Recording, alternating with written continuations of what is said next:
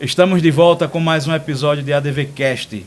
Quero pedir para que você se inscreva nos nossos canais do YouTube, ADVcast e ADV Cortes. Curtam os nossos conteúdos e compartilhem com os amigos. Deixe um comentário lá para a gente responder. Sigam também a gente no Instagram, @_ADVcast. Beleza? Já vai deixando essa curtidazinha aqui nesse vídeo, que hoje eu estou com um convidado super especial, o desembargador Fernando Tourinho, do Tribunal de Justiça de Alagoas, que está como presidente desse tribunal e veio dar aqui a sua contribuição também ao ADVcast, contar um pouco da sua história. Desembargador, muito bem-vindo. Eu que agradeço, Cleiton, é um prazer, uma satisfação muito grande estar aqui hoje com vocês, para a gente conversar, fazer um bate-papo.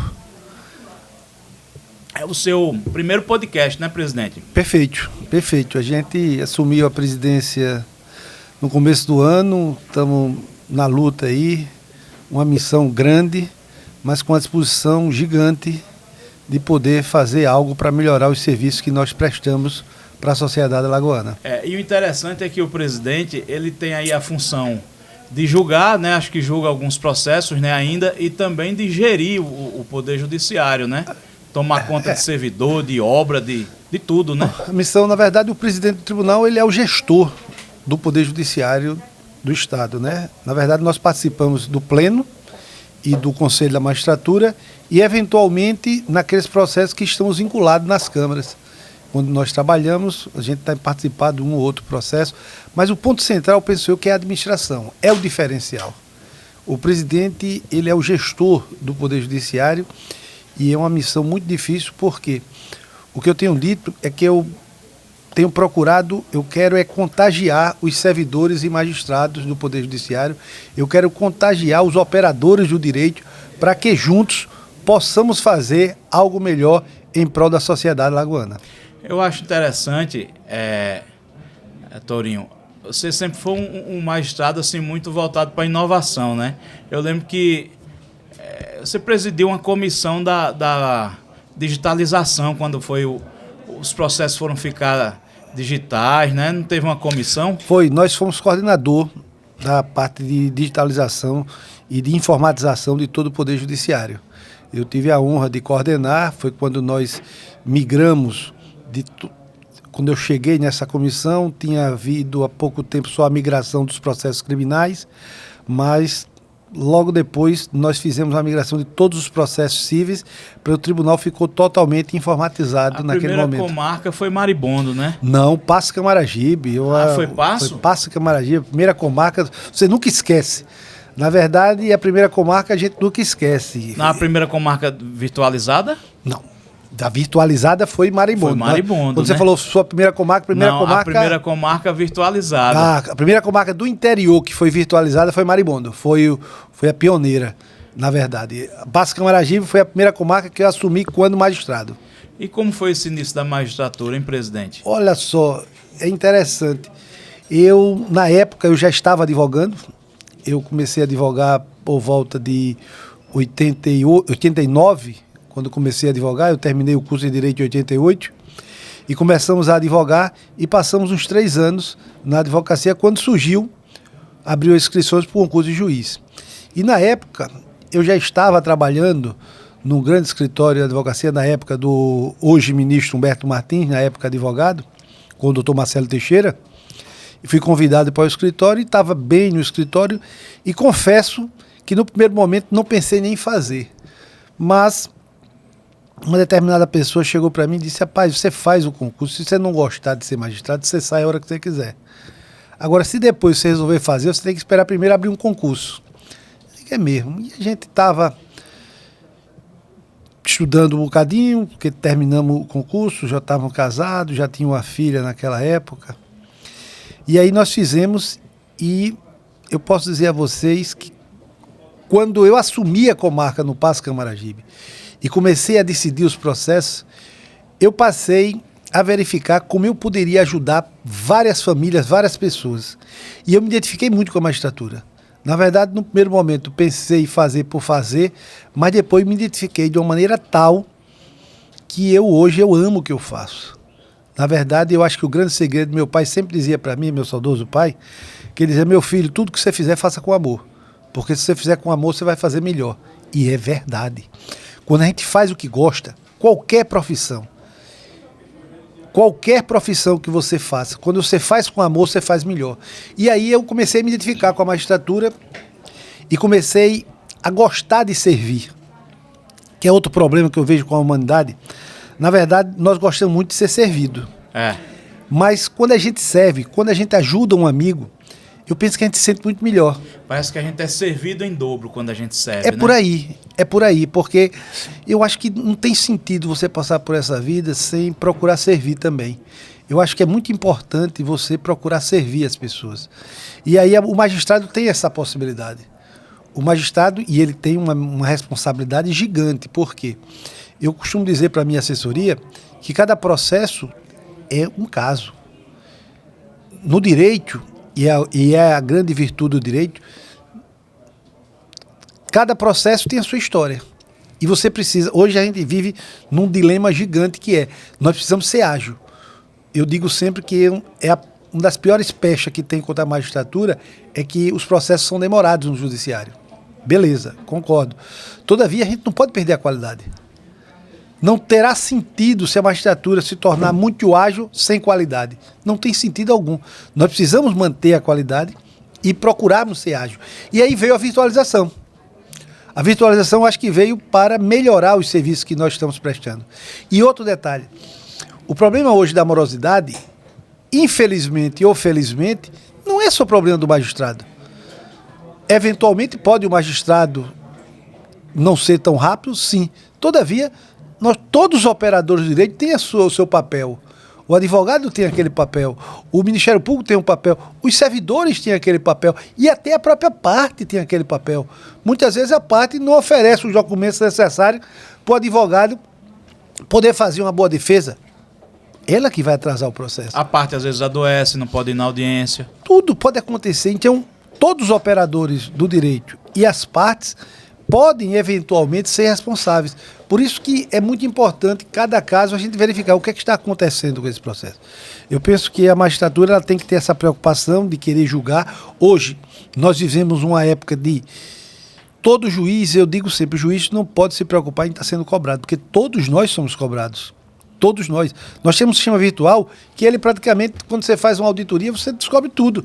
Quanto tempo passou parado no seu gabinete, quanto tempo foi para o outro setor. Então, tudo isso, hoje nós temos praticamente no Big Brother virtual, que a parte, quando quer, procura saber como é que esse processo, por que demorou tanto tempo. Então, hoje, ser cobrado não pode ser mais uma preocupação grande para o magistrado. O magistrado tem que estar preocupado: eu estou fazendo o meu melhor. Hoje eu tenho dito para os servidores, quando eu assumi a presidência, eu tenho colocado 3. Primeira coisa que o servidor precisa ter é cuidar da sua saúde. Eu acho que essa pandemia veio aí para nos dizer isso. Você tem que procurar cuidar da sua saúde. Muita gente, falo pelo judiciário, muitos servidores, muitos magistrados estão adoecendo. Tenho certeza que muitos advogados também estão adoecendo. Está todo mundo doente. Por quê? Porque naquela vontade de querer dar algo melhor para a sua família, você esquece a hora de descansar. Então você tem que estar cuidando da sua saúde. Você esquece a hora de se alimentar bem. E aí você não está cuidando de sua saúde.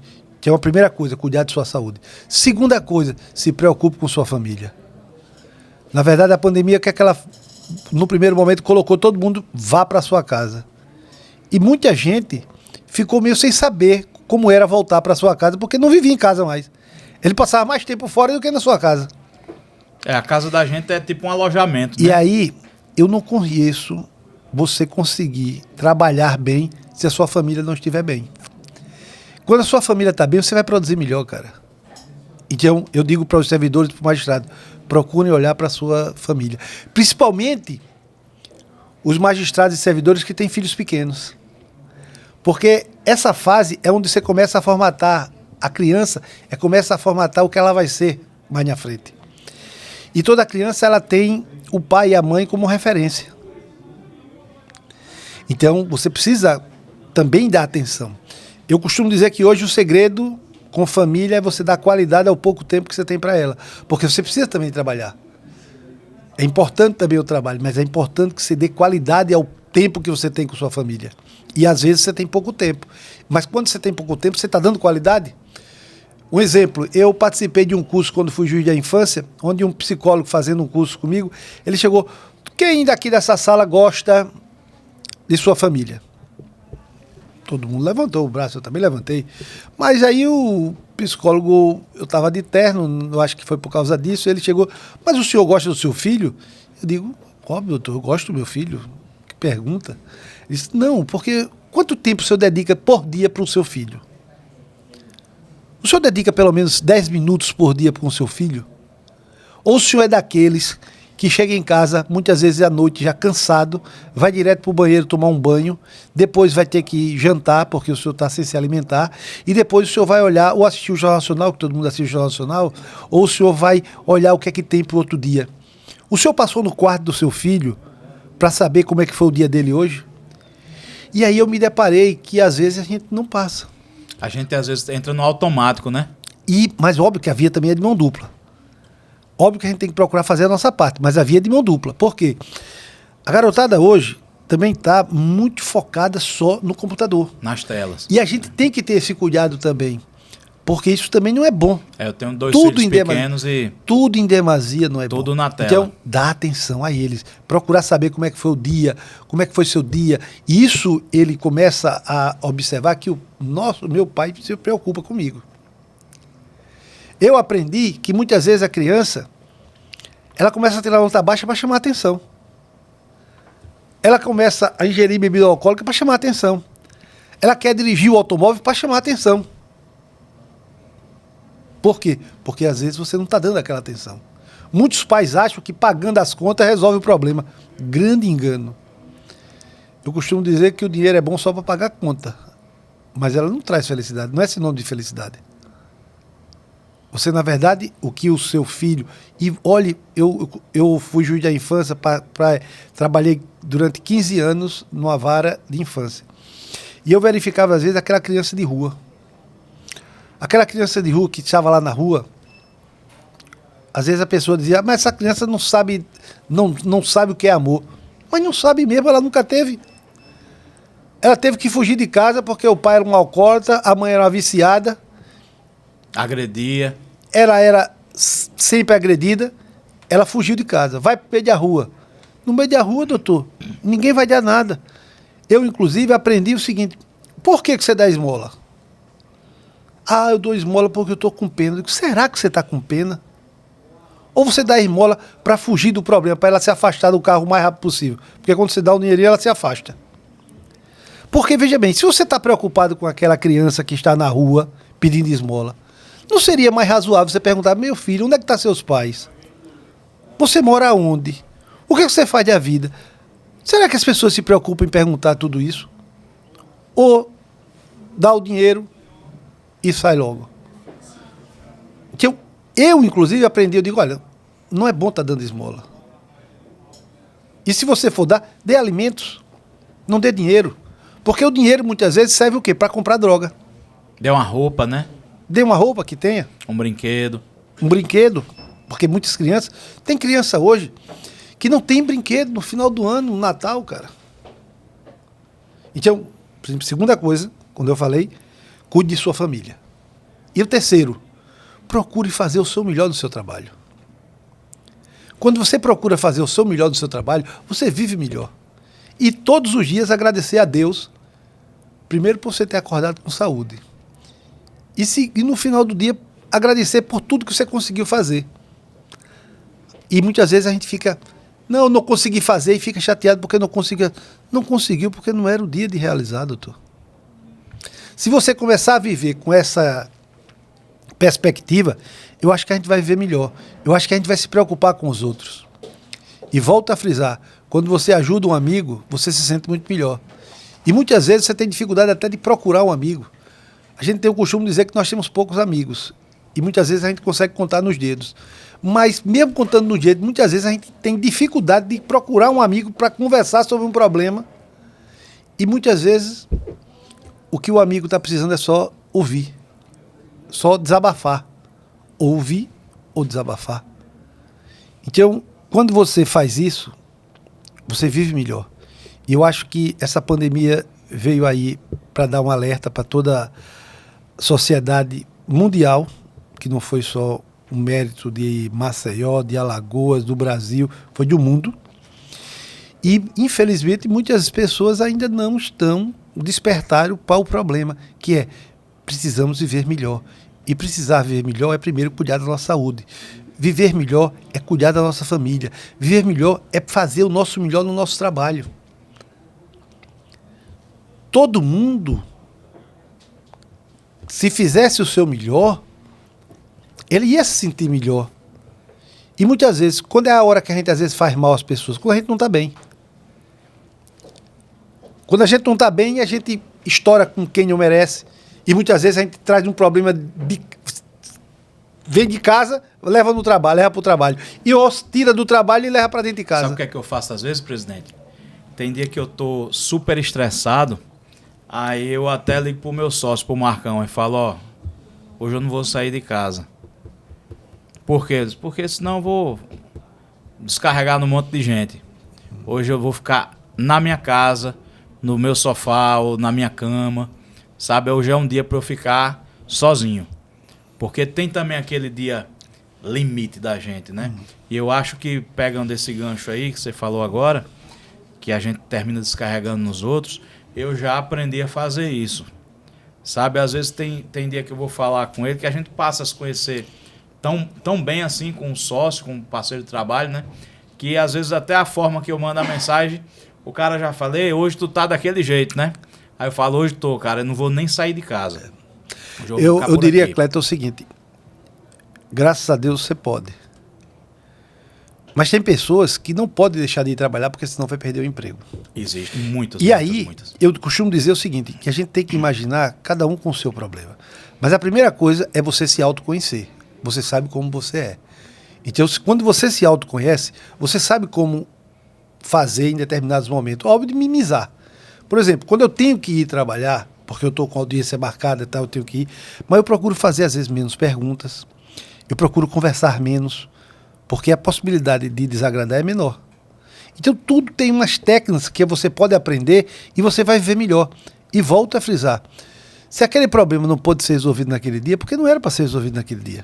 Tudo tem o seu dia. Eu vou dar vou dar um depoimento aqui para vocês. Eu, quando fui ser corregedor, que é uma das missões mais espiosas do Poder Judiciário, é fiscalizar iguais e os servidores, mas aprendi primeiro que a corregedoria tem um papel principal que é de orientar. Um papel pedagógico, né? É de orientação. Agora, o filho, será que o filho também precisa ouvir o não? Eu tenho certeza que sim. Todos os filhos precisam também ouvir o não. Eu hoje dou graças a Deus os não que levei de meu pai. Na época eu abominava. Todos nós abominamos. Na época, porque garotão, a gente queria as coisas, mas o pai não, sempre quer o melhor para o seu filho. Então, o filho precisa também saber. Até porque nem tudo que a gente quer é possível. E a gente precisa entender que nem tudo que eu quero é possível. É o que pode ser feito. E aí eu vou me sentir muito bem com aquilo que eu pude realizar. Então, eu acho que é por aí que a gente vai viver melhor. Então, eu tenho dito para todos os servidores, espero... Eu tenho uma missão, eu encaro essa presidência agora, eu disse na corregedoria. Na corregedoria, eu nos 3 primeiros meses pensei quase em desistir. Porque eu achava que aquilo só tinha problema. E quando você entra nessa vibe, não é bom para a pessoa. Envolve cartório também, né? Cartório, fiscalização dos cartórios, judiciais e extrajudiciais. Você pegou uns esqueletos em armário aí nos cartórios, não pegou, presidente? Não, a gente pegou muitas dificuldades. Na verdade, mas eu aprendi, depois desses 3 meses, primeiro, a curtir o que eu estava fazendo. Segundo, eu sou como remédio, eu tenho prazo de validade. Eu hoje estou presidente, mas eu sei quando eu vou sair.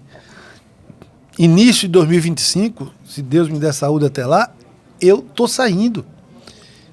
Então, eu não preciso ter pressa para sair.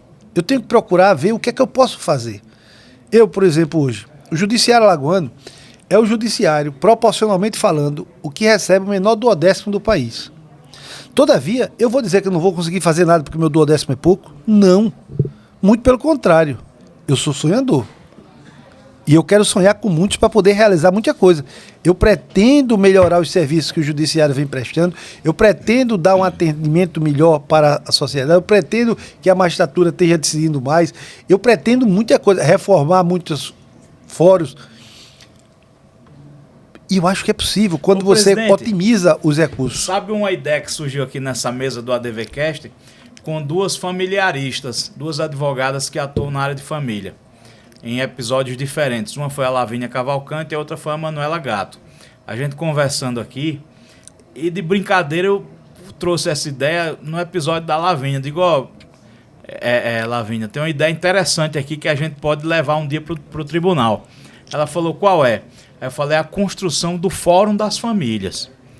Aí ela disse, como é que seria isso? Eu disse, um equipamento, um fórum, né, onde você trouxesse as varas de família e essas varas especializadas de proteção à mulher, você ter ali espaço família para a mulher que vai para uma audiência de família, que quantas mulheres já foram para a audiência até amamentando um filho, né, presidente? Respondendo a pergunta do juiz ou da juíza lá, prestando um depoimento tal, e dando de mamar uma criança, amamentando uma criança. Ou a própria criança que está ali,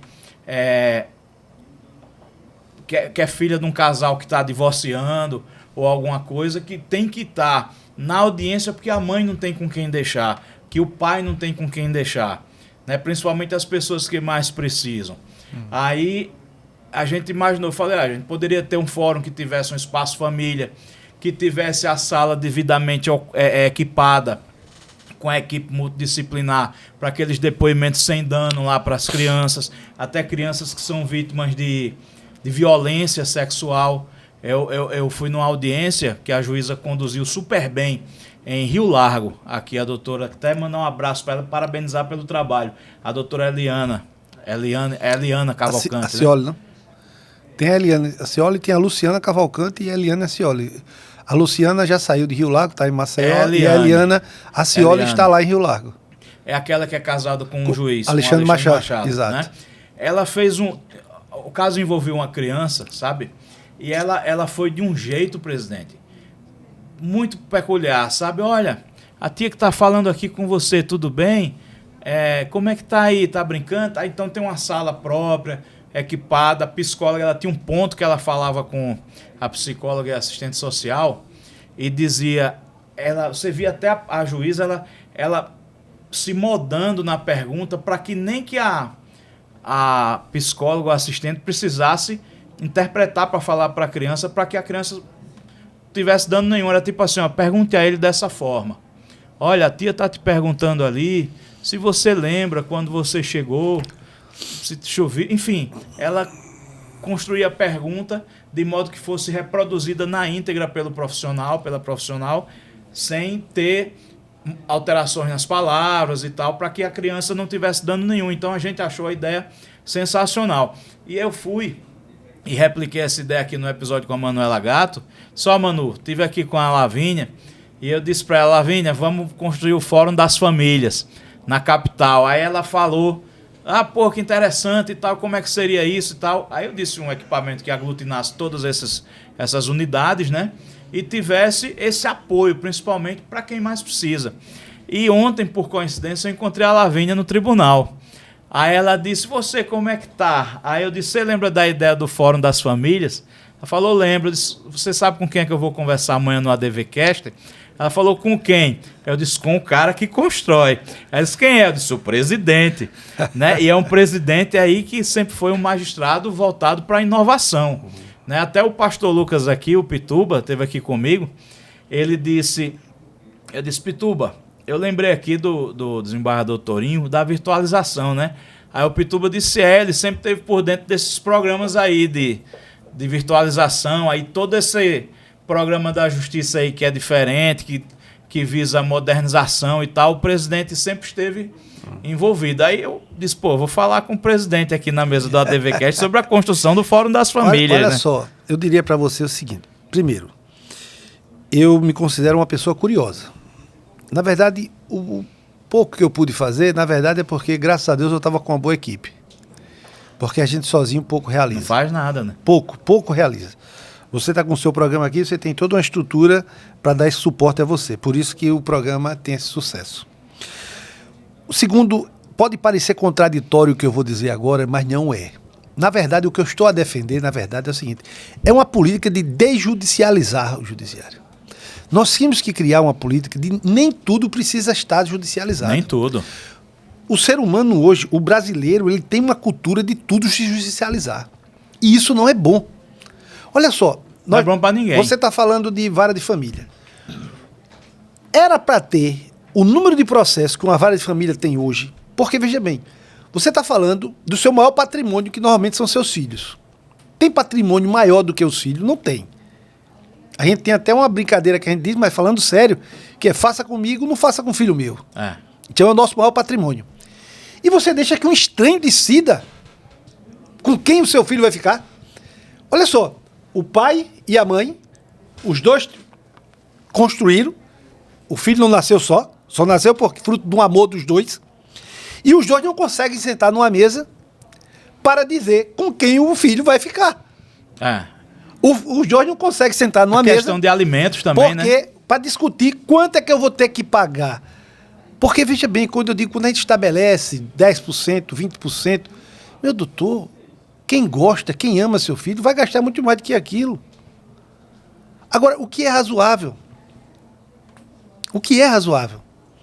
E, muitas vezes, eles permitem, eu vou contar até um fato pitoresco, eu, substituindo uma comarca do interior, eu cheguei a fazer 4 audiências com um casal.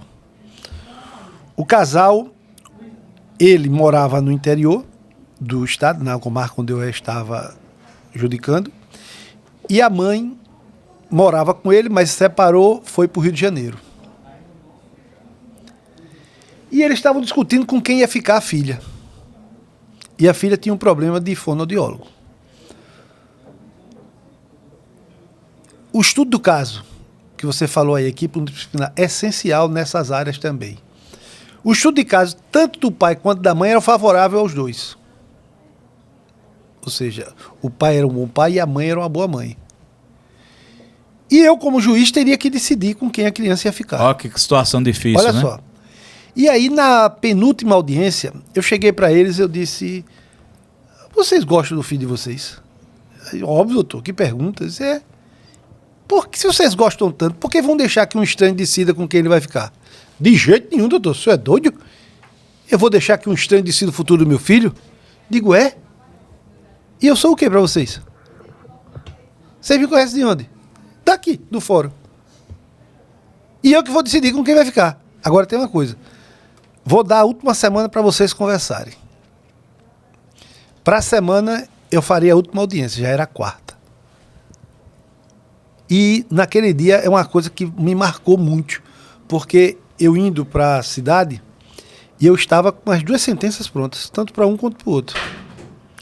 Mas, digo, rapaz, será que eu estou certo quando eu vou decidir? Porque é outra coisa que é importante dizer. Juiz não é dono da verdade. O juiz ele só tem que ter preocupação de ouvir as 2 partes e procurar decidir da melhor maneira possível. Mas nós, julgadores, também erramos. Eu digo sempre que eu sou tão humano quanto vocês, advogados. E a missão de julgar deve ser muito difícil. Muito difícil. Agora, é como eu digo, é uma missão belíssima. Quando você tem responsabilidade para trabalhar nela.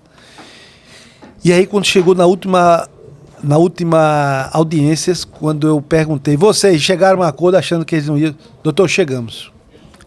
A nossa filha vai ficar com a mãe e eu vou poder visitar ela. Olha, foi um alívio para mim. Essa função. E aí, muitas vezes, você falou da doutora Eliane, na verdade, o juiz também precisa ter responsabilidade e ter sensibilidade para saber em que unidade ele está. Por exemplo, os processos de família hoje não, até o ano passado, que eu estava numa Câmara Civil, eram os processos mais difíceis de eu julgar. Porque muitas vezes você decide processo de família e você não tem a certeza que você resolveu o problema. Por quê? Muitas vezes, numa separação, não soltar a guarda, não soltar os alimentos, tá inclusive com quem a criança vai ficar, Está, inclusive, aquela alienação parental que o pessoal fala muito hoje. Como é que você se separa e vai começar a falar para o seu filho que o seu pai, que o pai dele não presta ou que a mãe não presta? É o tipo de conversa que não vai somar nada para a criança, muito pelo contrário. Você pode causar danos irreparáveis para o futuro. Então, os pais, às vezes, se a gente bem soubesse, pelo menos as várias famílias, eu achava que devia ter menos processo. Porque os pais deviam ter mais consciência. Fazer autocomposição, né? Sempre, porque é o seguinte, eu digo sempre o seguinte, casou porque quis. Vai viver até quando quiser. Então por que não procurar viver bem? Esse é o meu dilema, é a minha proposta que eu sempre faço para mim mesmo. Agora, se não deu certo, beleza, não vai viver infeliz pro resto da vida? Não acho, tem que separar mesmo. Mas se vai separar, mas se eu tenho o quê? O nosso patrimônio, o maior patrimônio que nós temos, nosso filho, nós temos que conviver bem. Então, todo problema que tenha de um para com o outro tem que ser colocado à margem em nome do interesse maior. Que é quem? O maior patrimônio, que é o filho. Se todo mundo começar a ter essa visão, eu acho que a gente vai melhorar. Inclusive, as crianças, elas vão se sentir melhor. As crianças vão se sentir melhor porque, infelizmente, esses traumas de separação têm deixado marcas muito graves nas crianças. E as crianças hoje, por exemplo, também, muita criança hoje não quer conversar. Existe isso, mas não quer conversar por causa do nosso WhatsApp, nosso smartphone, melhor dizendo. Isso aqui é a melhor coisa do mundo, ninguém consegue viver sem isso hoje. Todavia consegue também ser nas piores. Causar muito dano, Por quê? As pessoas não estão... Eu conversando com um colega meu, ele dizendo, olha, a gente estava numa mesa de casa, jantando, o meu filho estava conversando com o outro pelo smartphone. Meu doutor, é surreal. Você não tem que estar... Você tem que estar dialogando em sua casa. Você tem que ter diálogo com seus filhos. Eu costumo dizer... aí a gente pensa que quando a gente torce para essas crianças cresçam logo. Doutor, eu estou convencido. Quando cresce, o problema aumenta. Quanto mais cresce, o problema aumenta. Porque depois, quando está... Eu já via meu pai, no ápice, eu já magistrado, e ele preocupado, porque... eu estou preocupado com vocês. Papai, não é razoável. Mas é uma preocupação, e eu estou hoje preocupado com meus filhos também. Como todos os pais sempre vão... Filho não vai crescer nunca para o pai. Ele vai estar sempre preocupado. Ele viu o desembargador? Viu. Viu, não viu? Meu pai passou 2 anos. Eu fui desembargador em 2012 e ele, infelizmente, foi embora fisicamente em 2014. Todavia, nunca vai, nem na minha memória, nem no meu coração. Eu tenho uma passagem interessante com ele. Eu, recém-advogado, aí fui atuar para um parente, numa ação de alimentos. Um juiz do interior concedeu uma liminar dessa de alimentos e tal. E eu terminei carregando nas letras. Sabe, eu fiz um agravo de instrumento assim, quase com pâncreas. E aí caiu pro gabinete do desembargador Fernando lá, seu pai. E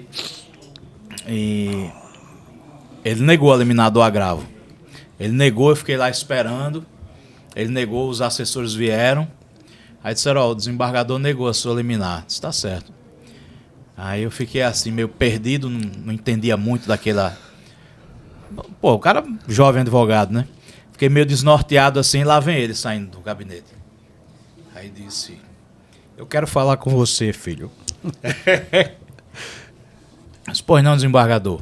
Aí ele disse, eu neguei a sua liminar, porque você carregou muito nas tintas. Você, inclusive, foi ofensivo com o juiz, coisa que um advogado jamais deve fazer. E eu lhe neguei, filho, porque essa lição você vai levar para toda a vida. Você vai ter que ter habilidade com as palavras. Mas fique tranquilo, que esse tipo de causa, pela minha experiência, eu já posso lhe tranquilizar. Vai se resolver numa audiência de conciliação. Mas essa liminar que eu neguei hoje vai lhe servir para a vida toda. Aí essa é uma passagem, que foi uma lição que ele me deu. E a outra foi uma brincadeira.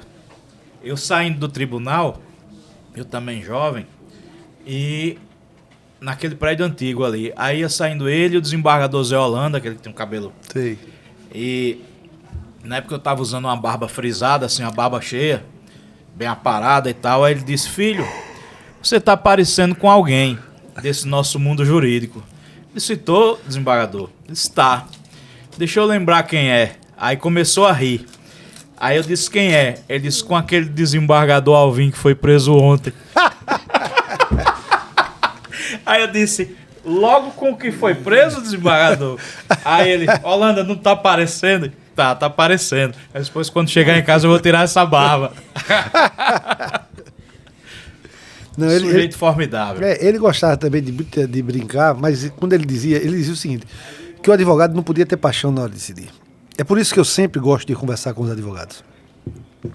Quando eu estou trabalhando no jurisdicional, eu gosto de falar com o advogado para fazer justamente o contraponto com a minha assessoria.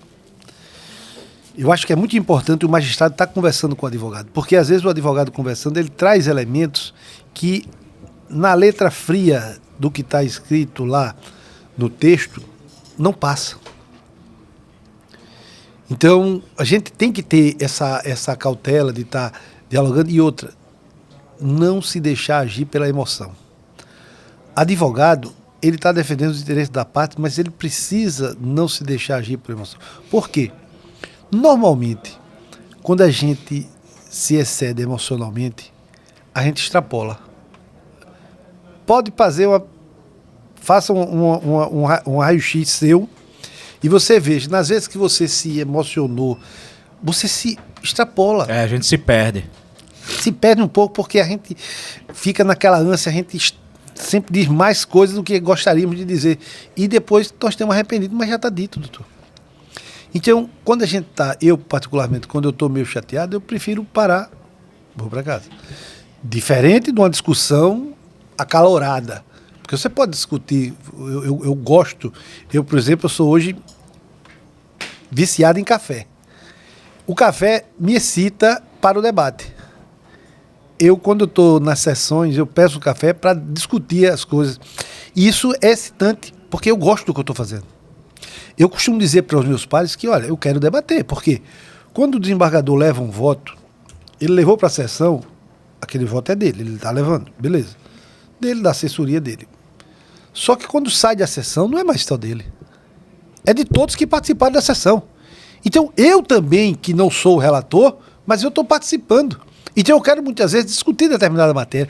E isso é importante. Para contribuir com o debate, crescimento, né? As divergências hoje, o direito é bonito, porque às vezes, até a divergência ela é saudável muitas vezes. Concordo que algumas vezes não, mas muitas vezes também são saudáveis. É porque a gente debatendo, a gente constrói outras perspectivas, porque cada caso é um caso. É como você falou, cada caso é uma vida, olha um só, sonho. Ontem né? estava se discutindo, o pleno teve várias discussões ontem, e um dos temas que se discutia é o seguinte, é o estupro de presumido. O estupro presumido, uma adolescente de 13 anos foi violentada, em tese tem um estupro presumido. Ela foi. Só que o seguinte, aí você vai condenar o estuprador, o pretenso estuprador. Só que o seguinte, aquela adolescente, ela casou com o pretenso estuprador e teve filhos. Eu tenho dificuldade de entender que ainda é estupro. Por quê? Se ela teve um relacionamento, gostou ao ponto de casar com uma pessoa e viver com uma pessoa, constituir uma família. É para você chegar e condenar, botar aquela pessoa que violentou uma pessoa de 13 anos, principalmente nos tempos de hoje, que a televisão, infelizmente, ensina tudo o que presta e o que não presta. Você vai condenar o pai do filho e quem vai pagar as contas? Quem vai educar muitas vezes, né? Que relacionamento o pai depois vai ter quando sair, sabendo que foi por causa da esposa que ele ficou aquele tempo preso? Então, o estupro, que é um dos crimes mais abomináveis que nós podemos conhecer, mas pressupõe que há um constrangimento grande. Então, a partir do momento que a mulher casou, doutor, então você tem que flexibilizar a norma. Então o direito tem isso. O direito ele é dinâmico. Todavia, o que a sociedade almeja, dizendo isso, então o desembargador é contra o estupro. Muito pelo contrário, eu disse que é um dos crimes mais abomináveis, que é o estupro.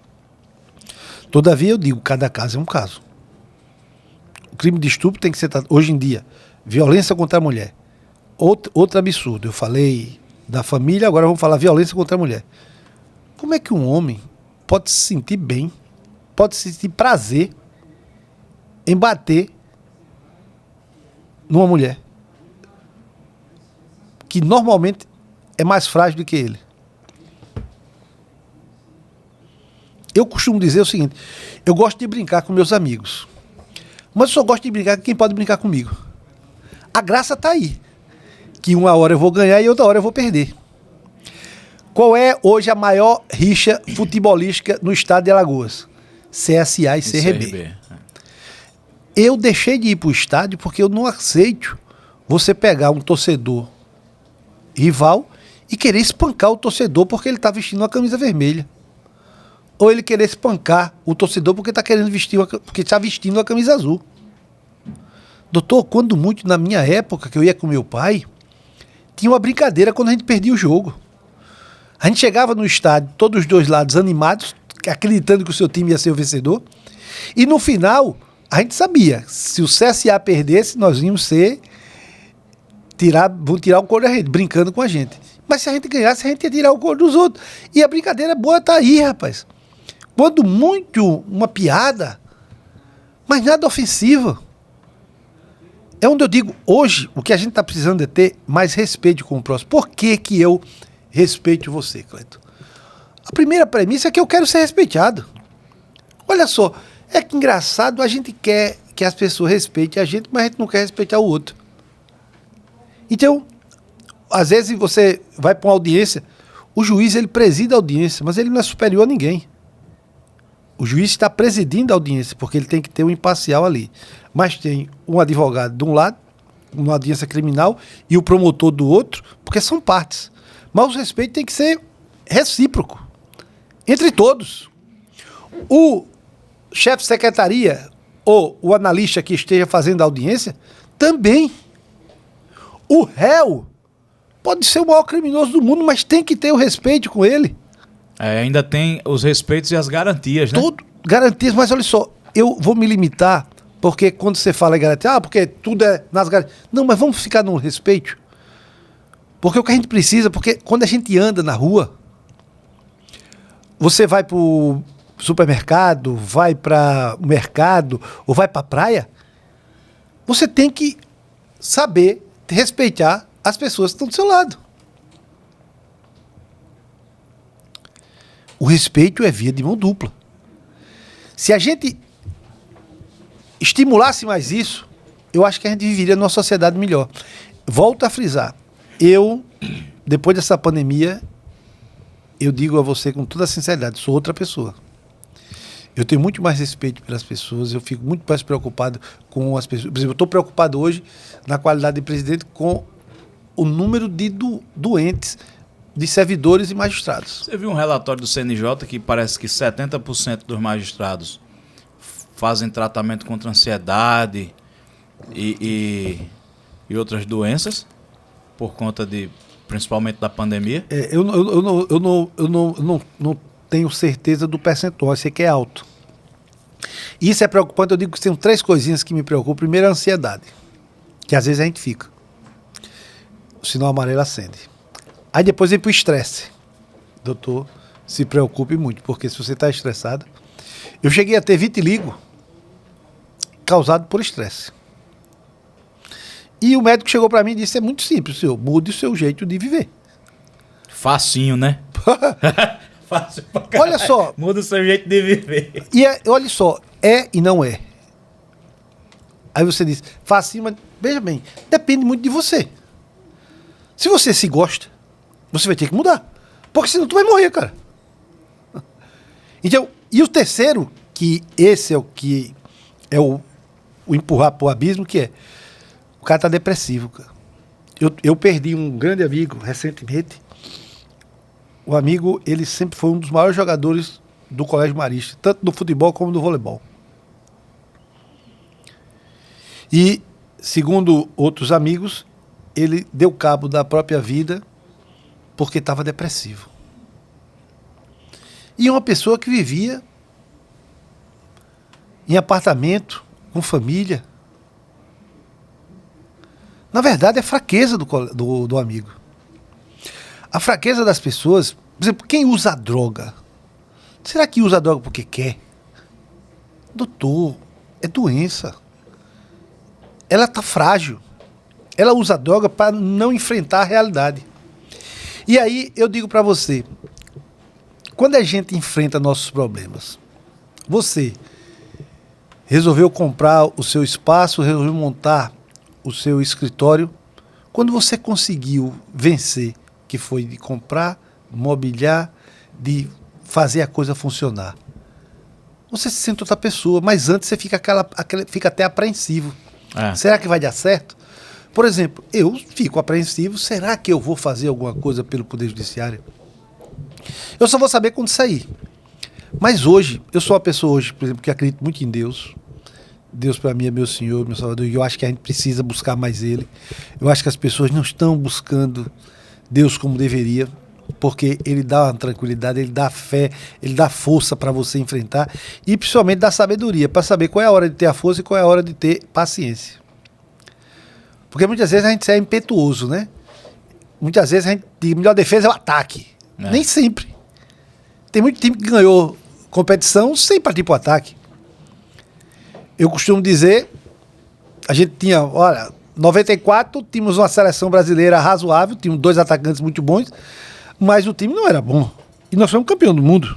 Jogando no 4-4-2, né? E nós tivemos em 82, que foi uma estupenda seleção, eu acho só que ela não foi melhor do que a de 70, mas um time que tinha meio campo, Cerezo, Falcão, Sócrates e Zico, meu doutor, titulares em qualquer time do mundo. E a gente não conseguiu ser campeão por causa de um jogo com a Itália, que se a gente jogasse 10 vezes com a Itália, a gente ganhava 9. Só que naquele dia a gente perdeu. Foi o único dia que a gente não podia perder. E até hoje a gente tem que engolir o fenômeno Paulo Rossi, que a Itália naquela Copa de 82, as 3 primeiras partidas empataram o jogo. É como você encara as coisas. Quando você tem foco de fazer a coisa acontecer. Então eu volto a dizer, se o ser humano passar a respeitar mais as pessoas, a gente vai viver melhor. A ter mais humanidade também, né? Tudo. Mas eu acho que eu fiquei mais humano depois da pandemia. Eu também me acho, porque eu respeito mais as pessoas, eu procuro entender mais, que muitas vezes a gente tem uma... Eu sou assim. Muito bem. O senhor é assim. Se todo mundo for assim, ninguém quiser mudar, como é que vai viver? Tu conhece algum relacionamento para 2? Ou até na sua empresa com o seu sócio? Se você não ceder um pouquinho, tu vai conviver com o teu sócio? Não vai conviver muito tempo, não. É verdade. Em casa, se você não ceder, é a arte de você ceder. E muitas vezes, quando você cede, você se torna até vitorioso. Eu brinco, mas é verdade. Eu quero brigar lá fora com todo mundo, não quero brigar dentro de casa com minha esposa. Por um motivo muito simples. Ela é minha cúmplice. Ela é minha maior amiga, porque eu dormo com ela. Já pensou dormir com o inimigo? Pode dar coisa boa pra mim? Água quente no ouvido, né? Não vai dar coisa boa. Então, é por aí, rapaz. E aí, temos problemas às vezes? Temos. Mas olha só, o respeito tem que ser via de mão dupla. Quando você cria isso, você vai viver melhor em tudo. Não só dentro de casa, como também no seu ambiente de trabalho. Ou o ambiente de trabalho tem que ser um ambiente de trabalho, tem que ser um local que você sinta prazer de ir. E às vezes eu ouço pessoas, como em casa. Eu digo sempre que o servidor, o magistrado, ele tem que gostar de voltar para sua casa. Porque ele precisa ter aquele momento de descanso para no outro dia ter força de novo para a luta. E às vezes a gente ouve o servidor, não quero voltar para casa. Meu Deus, o senhor está com um problema. Não, como é que você sabe? Muito simples. Você não quer voltar para casa? Sua casa é seu forte, é seu porto seguro. E você não quer voltar? É porque você está com problema. Os servidores lhe procuram muito, presidente? Rapaz, a gente conversa um bocado. Na verdade, eu gostaria até de conversar mais. E as pessoas também têm dificuldade de dialogar. Porque o diálogo é via de mão dupla. Eu também digo sempre o seguinte: eu posso conversar com quem não queira falar comigo. Não tem diálogo. Aqui, nós íamos estar conversando nesse papo descontraído se eu não quisesse falar com você? Não estaria. Se você não quisesse me entrevistar? Então é via de mão dupla, cara. A gente tem que gostar do que está fazendo. E quando a gente faz isso, a gente vive melhor. Na verdade, eu digo sempre para as pessoas o seguinte: aproveite todas as fases. Muitas vezes a gente hoje, eu já estou com meus... Eu jogava bola e gostava de jogar bola, mas estou há 8 anos, depois rompi o ligamento e o menisco. Rompi o ligamento e tive um problema no menisco. Eu hoje não jogo mais bola. Eu vi uma foto sua bem novinho, Omena. Omena. Né? Omena era a época do Marista. Era no Facebook do Pedro Ivens, do juiz.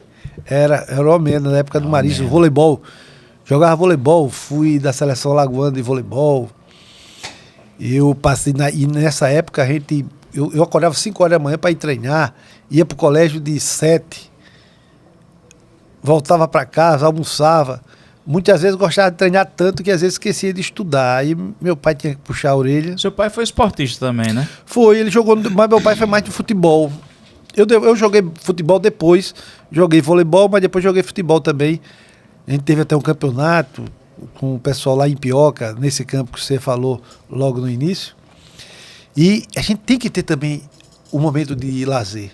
E o lazer, o que é lazer? O lazer é o que você gosta de fazer. Tem gente que gosta de ir pro cinema, vá. Tem gente que gosta de caminhar na praia, vá. Tem gente que gosta de ir para a praia, vá.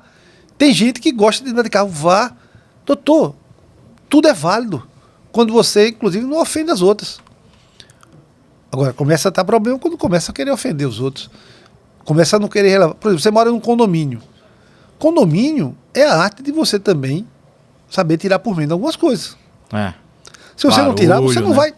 Qualquer barulho, óbvio que tem limites. Tudo tem um certo limite. E eu digo sempre, o meu limite termina quando começa o do outro. Se a gente começar a efetivar mais isso, a gente vai ver melhor. Nós vamos ter um mundo melhor. Outra coisa que eu digo sempre: o segredo da felicidade é você viver com o que você tem. Por exemplo, tem muita gente que diz que é super rica, mas é feliz? Não sei. Eu conheço pessoas ricas que tenho certeza que não são felizes. Porque muitas vezes um filho que não fala com o pai não pode ser feliz. Uma pessoa que está passando por uma separação não está feliz. Porque a separação é traumática. Depois poderá voltar a ser feliz. Mas tudo gera trauma. Seu filho está doente, você não está feliz. Todavia você tem que procurar resolver o quanto antes. E agradecer o que você tem. Por isso que muitas vezes a gente chega no final de semana, até para descansar, doutor. Eu quero descansar? Vá descansar. Agora tem um momento também com sua família. Vá assistir um filme. E hoje em dia, com Netflix, com esses outros programas, você não precisa nem ir para o cinema. Tá tudo ali, né? Ô, presidente, me diz uma coisa. A gente estava falando um pouco antes ali sobre essa questão da virtualização, né? Essa coisa recente aí do CNJ, que o CNJ quer que volte para o presencial e os magistrados, eles querem ficar híbrido ou virtual e tal. Como é que está esse movimento aqui? Na verdade é o seguinte: a virtualização é um caminho sem volta. Eu me orgulho muito de fazer parte do Poder Judiciário Alagoano, e o Judiciário Alagoano não parou, mesmo durante a pandemia. Foi um dos que mais produziram, né? E não parou por quê? Não parou porque nós estávamos totalmente virtuais. Porque quem estava no processo físico não pôde trabalhar. Certo? Hoje o Conselho Nacional, ele determinou o retorno, porque muita gente não tem acesso ainda à virtualização. A grande maioria da população brasileira ainda não tem computador em sua casa para poder trabalhar, não tem qualidade, não tem uma internet boa para poder dialogar, não sabe nem como. Então é importante o retorno. E o CNJ, em nenhum momento, ele está dizendo, despreze o que vocês conquistaram. Não. O CNJ quer que a magistratura, e eu defendo isso. Eu estou todos os dias no meu tribunal. Todos os dias estou lá, conversando com as pessoas, conversando com os servidores, indo ao interior conversar com os servidores e magistrados. Então, por quê? Porque a sociedade quer que a gente... Olha só, o juiz é a referência daquela cidade. Eu agora participei de um encerramento de um curso de preparação de juízes. 13 juízes, né? 13 agora. 13. 12 na penúltima turma e agora a última que terminou segunda-feira próxima passada. Foram 13 juízes. E eu dizia a eles, aproveite porque no interior o magistrado é outra pessoa. A sociedade do interior, ela olha o magistrado em tudo. Aqui na capital nós somos mais um. Mas no interior, e é importante que o juiz seja presente na unidade. E penso eu que é isso que o Conselho Nacional quer, que a magistratura seja presente. Por quê? Toda ausência ela é atrevida. Então a magistratura precisa ser presente, é o papel nosso de estar presente na sociedade. Todavia, não vai despachar por que não? Deve. Eventualmente fazer audiência virtual, por que não? Por exemplo, nós abolimos a precatória. A precatória, você é um advogado e um excelente advogado, a precatória atrasava muito o processo. Eu já saí daqui para cumprir carta precatória em São Paulo. Não é razoável. Espírito Santo. Não é razoável. O gasto, por exemplo, agora, o preso hoje, nós estamos fazendo às vezes audiências virtuais com os presos no sistema prisional. Sabe por quê? Porque você trazer um preso do sistema prisional para o fórum é no mínimo 2 viaturas.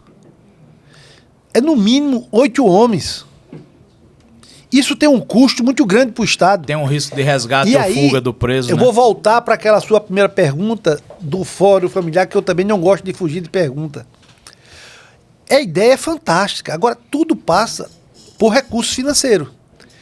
Como o judiciário tem parcos recursos, eu tenho que procurar gastar bem. E nem sempre tudo que eu quero é possível. Então, olha só, eu tenho hoje uma equipe técnica constituída de psicólogos, assistentes sociais e pedagogos, beleza. Todavia, eu não tenho hoje para todas as unidades que trabalham com família e com infância. Por causa de quê? De parcos recursos. Eu não tenho recurso suficiente para contratar o número de gente que eu precisava. Todavia, eu tenho que ser inteligente. Pô, onde é que está o gargalo? Está aqui na capital. Vamos botar aqui na capital. Está na Vale da Infância da capital. Vamos começar por ela. E aí, com o desenvolver do tempo, se a gente tiver mais recursos, por exemplo, nós precisamos melhorar, e eu espero contar com a sensibilidade tanto do nosso governador Paulo Dantas, como também da Assembleia Legislativa, e hoje muito bem representada pelo deputado Marcelo Vitor na qualidade de presidente, de o judiciário ter o melhor do 10º para poder fazer os investimentos que nós precisamos. Nós estamos em quase todas as unidades, todos os municípios do estado de Alagoas, tem a justiça estadual. Nós temos hoje quase 4.000 pessoas no judiciário trabalhando, entre servidores. É um poder grande, assim, um poder o número de pessoas dispendioso, né? E tudo passa por custos que a gente tem que também remunerar bem para a pessoa se sentir bem. De energia, de equipamentos, de pessoas, de tudo. Você manter, olha só, esses aparelhos tecnológicos que nós temos aqui, será que foram baratos? Muitas vezes você chega para a pessoa e diz, olha, de informática tudo é caro. Eu digo, olha, depende do ângulo que você esteja olhando. Para mim é investimento. E muitas vezes eu prefiro comprar uma roupa um pouco mais cara, mas que vai durar muito mais, do que comprar uma roupa muito barata e que não dura nada. E vai ter que comprar mais 2 daqui a pouco, né? Rapidamente. Então, isso que tem... Material de informática... Hoje, a virtualização, ela exige ter uma quantidade maior de recursos. E a gente hoje... Eu tenho agora, entre as nossas prioridades, prioridade 1 da nossa gestão. Primeiro, é a folha de pagamento. Eu tenho que continuar pagando em dia os meus servidores e magistrados, porque senão eu não consigo contagiá-los para eles trabalharem bem. Até porque eles também têm conta para pagar. E a conta todo mês chega. A gente gostando ou não, a conta todo mês chega. Segundo momento, manter o que nós temos. Nós tivemos uma quadra chuvosa o ano passado, grande. Quase todos os fóruns do estado tiveram problemas. E a gente está trabalhando com eles. Eu tô com um grande problema em Arapiraca, que a gente vai fazer um investimento nesse segundo semestre, fazer uma reforma no dos fóruns, o maior fórum lá de Arapiraca. Nós já temos 2 unidades lá, mas esse fórum a gente tem que fazer. Eu tenho uma reforma grande para fazer em Cururipe. Eu tenho em Santana do Ipanema. Eu tenho em Penedo. Eu agora estamos terminando o fórum de São Luís de Quitunde. O fórum de Joaquim Gomes foi inaugurado, mas não pôde ainda funcionar ainda este ano. A gente teve que fazer, inclusive, um aditivo para poder fazer com que o fórum funcione. E acredito que até mais tardar, início de maio, a gente está inaugurando, reinstalando ele. Então eu quero manter primeiro. E quero fazer investimentos. A gente, para mim, o maior ato da gestão do desembargador Kleber Reguloreiro foi a doação, ele na qualidade de governador, que ele fez para o judiciário daquele prédio da antiga Secretaria de Educação. Que já foi demolido, né? Já está terraplanando lá, né? Mas não é totalmente. A gente está aproveitando grande parte do prédio. Mas as partes que estavam com problemas foram demolidas, é verdade. Que aquele prédio estava terrível, né? Estava, e a gente contratamos engenheiro calculista que aferiu o que é que dava para ser mantido e manter. E a gente vai fazer o Poder Judiciário, o Tribunal de Justiça Administrativo será lá. Muitos órgãos do tribunal nós iremos para lá. Para quê? Eu estou com um problema muito grande de estacionamento. E a gente sabe que no centro da cidade é um problema. Hoje, o servidor que chega às 7h15 para trabalhar não tem mais lugar para estacionar dentro do estacionamento do tribunal. E a gente está indo para lá para dar essa melhor condição de trabalho para eles. Eu tenho um problema grave hoje no Fórum do Barro Duro, que eu pretendo construir uma torre para abarcar todas as varas cíveis, melhorar as varas criminais no prédio antigo e, eventualmente, trazer um ou outro juizado que ainda não esteja bem instalado. Então a gente está já temos o plano de gestão mais ou menos cheio de desafios aí, né? Sim, mas é como eu digo a você, eu tenho muita fé que a gente vai conseguir, a gente está buscando parcerias e tentando otimizar. No que é possível a gente diminuir custo, a gente está diminuindo. Por exemplo, a gente está agora construindo uma usina solar. Aí você vai dizer, mas por que uma usina solar? Muito simples, doutor. Eu com a usina solar, eu vou economizar mês em torno de R$300 mil. Para as unidades todas do estado? Todas. A usina solar vai servir para todas as unidades. E isso equivale a mais ou menos quase 4 milhões todo ano. Você com 4 milhões, eu faço muita coisa com 4 milhões. Então eu estou otimizando. O contrato que eu posso diminuir, por exemplo, agora, várias impressoras, a gente contratou várias impressoras, a gente tem impressoras contratadas que a gente paga pelas impressoras. Mas a gente detectou agora que muitas delas não estão sendo muito usadas. Eu vou dar um exemplo do meu gabinete. O gabinete da presidência tinha uma impressora lá bonita, grande, mas o presidente quase não usava, porque ele pedia para assessoria quando ele precisava. Mas eu estou pagando por ela também. Então eu vou diminuir, tirei ela do meu gabinete para diminuir custo. Aí você vai dizer, mas uma impressora só vai resolver? Bem, eu estou fazendo a minha parte. Mas se todo mundo, porque não é só lá que não está usando muito. Se você tira, você diminui aquele contrato e vai sobrar um recurso para você poder investir em outras coisas. Nós temos hoje um sistema SAGE. O sistema SAGE ele tem problemas, que é o SAGE é o sistema que nós trabalhamos no dia a dia. Mas ainda é muito melhor que o PJE, viu, presidente? Muito melhor. Maria, o PJE é um problema. O SAGE tem problemas, mas hoje é, para mim, o melhor sistema do mercado. Eu acho também, como advogado, para operar o SAGE 1000 vezes melhor que o PJE. Muito melhor. O PJE tem fluxo que não tem ainda. O SAGE eu tenho todos os fluxos. Todos os processos hoje estão no SAGE. Então, a gente procurar ir nos setores para tentar contagiar. Eu espero que os diretores estejam conversando com as pessoas com quem trabalham, porque eles precisam conversar para entender. Por exemplo, eu costumo dizer que a gente tem que estar preocupado com quem a gente trabalha. Porque, volto a dizer, o meu setor médico tem uma quantidade de atestado médico gigante. Eu até brincando, quando chegou na... Eu estou preocupado com esse número de atestado. Aí ele disse, não, doutor, mas é porque é preciso. Eu digo, mas peraí, você não está entendendo. Eu estou preocupado porque o nosso pessoal está adoecendo. É por isso que eu quero o setor médico do tribunal atendendo mais. Porque se atender mais e melhor, nós vamos diminuir o número de doenças. Se o servidor começar a se preocupar primeiro com você, como é que você vai cuidar dos outros se você não sabe cuidar nem de você mesmo? Então o servidor ele tem que primeiro saber cuidar dele. A gente se alimenta péssimo. A gente de vez em quando gosta de tomar refrigerante. Se soubesse, a gente não tomava refrigerante. Porque não é bom para a saúde. Refrigerante, sorvete, né?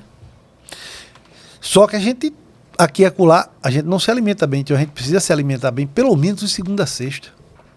Que sai o final de semana, para descansar, dar uma aliviadazinha, mas pelo menos de segunda a sexta. Faça uma alimentação melhor. Durma melhor.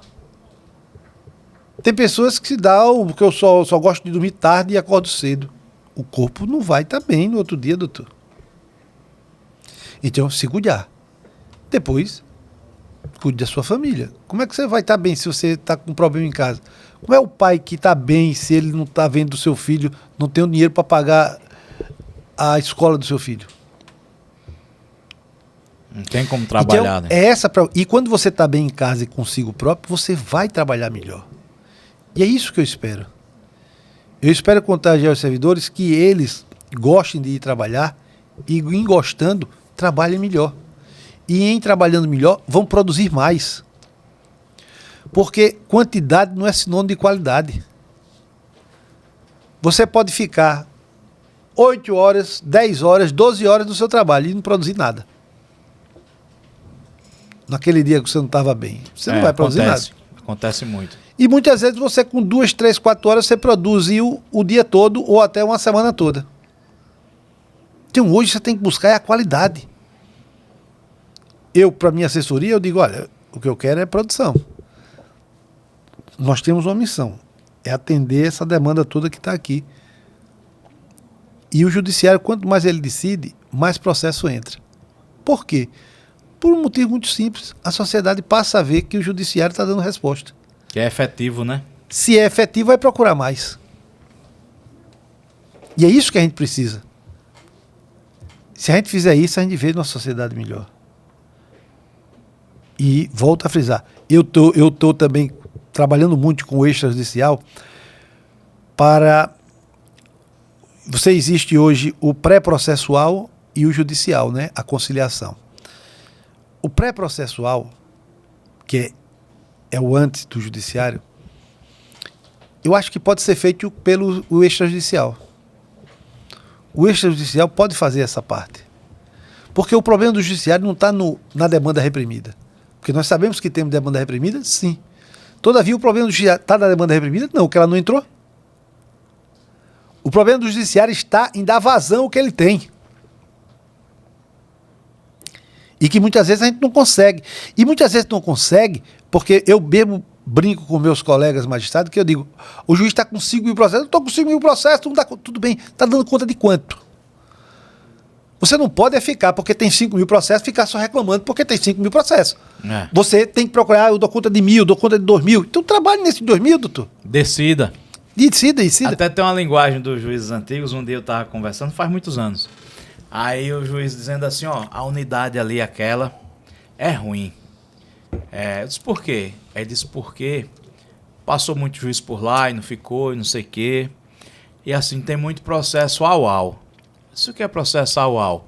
É sério, ao MP, ao autor, ao réu.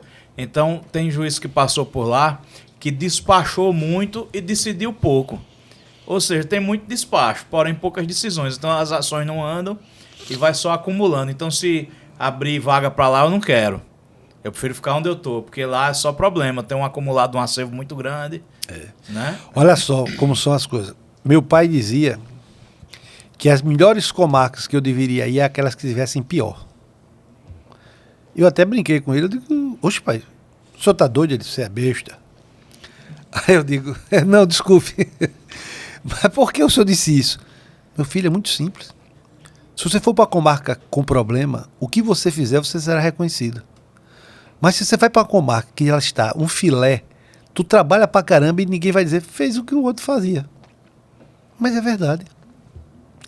Na verdade, o desafio está aí. Eu acho que em todas elas, na verdade, o juiz, quando tem, e eu não estou negando que exista, para isso, para aquilo, é porque ele não está querendo ler o processo todo para decidir logo. E o importante é que a sociedade quer saber se tem ou não direito. Por exemplo, uma das piores sentenças, que é uma sentença fácil de dar, extinguir sem julgamento de mérito. O povão vai entender, doutor, eu ganhei, eu perdi. Não, você perdeu aqui, mas você tem direito. Como, doutor? Você pode entrar de novo. Como eu tenho direito se eu perdi o questão? Não, você perdeu porque teve um erro aqui. Não vai entender. Outra coisa, o juiz não pode estar preocupado em fazer tratado numa decisão. O juiz tem que estar preocupado em entregar a tutela jurisdicional. Eu, logo quando comecei, eu fazia divórcio consensual com 6 laudas. Consensual. E um corregedor, uma certa feita, foi fazer uma correção e me elogiou. E eu me senti muito bem com o elogio do corregedor. Rapaz, 6 laudas. Muito bem, Fernando. Parabéns, rapaz. Você mostrou conhecimento. Citou Youssef Said Carrali, jurisprudência do Supremo e tal. Parabéns. E eu me enchei cheio no começo. Mas depois, refletindo melhor, ele estava brincando comigo, estava gozando de mim. Pô, aquela sentença de 6 laudas, quando eu fui para uma outra comarca maior, que eu fui depois ser juiz em Marechal Deodoro, ela ficou com menos de meia página oral em audiência, porque não dava tempo de ir para o cartório. Porque se eu mandasse concluso para ir para o meu gabinete, eu ia demorar muito para decidir aquele processo, ia passar mais uns 2, 3 dias. Sentenciava em audiência. Já sentenciava em audiência, doutor. Praticidade. Pô, é consensual, é o que o senhor quer, é o que o senhor quer. Então pronto, eu estou homologando, intime-se as partes, e manda espeça ofício para o cartório civil se era para voltar o nome do solteiro e mande para o setor o local onde ele trabalha para fazer o desconto. Está resolvido. O que a parte quer saber é se tem ou não tem direito. E é por isso que eu digo, nulidade, ela não pode em qualquer momento estar sendo dada nulidade. Nulidade é só quando a parte não deu causa a ela e se não causou o prejuízo efetivo. Porque o que a sociedade quer é saber se tem ou não direito. Hoje, o Código de Processo Civil de 2015, ele tem 2 institutos fantásticos, princípios fantásticos, que é o da cooperação e da lealdade processual.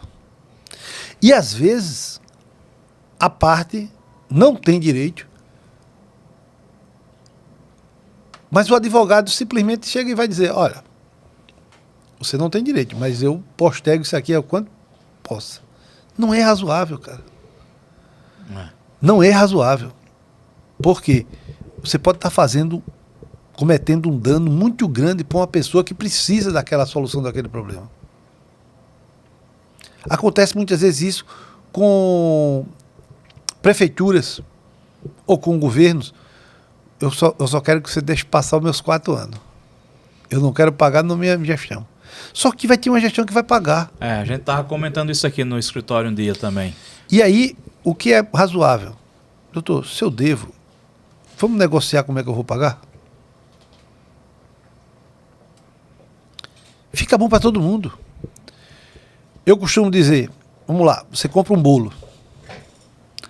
Se você comprar um bolo, você se sente melhor dividindo o bolo com todos o seu escritório e você vai gostar do bolo e vai, inclusive, se satisfazer.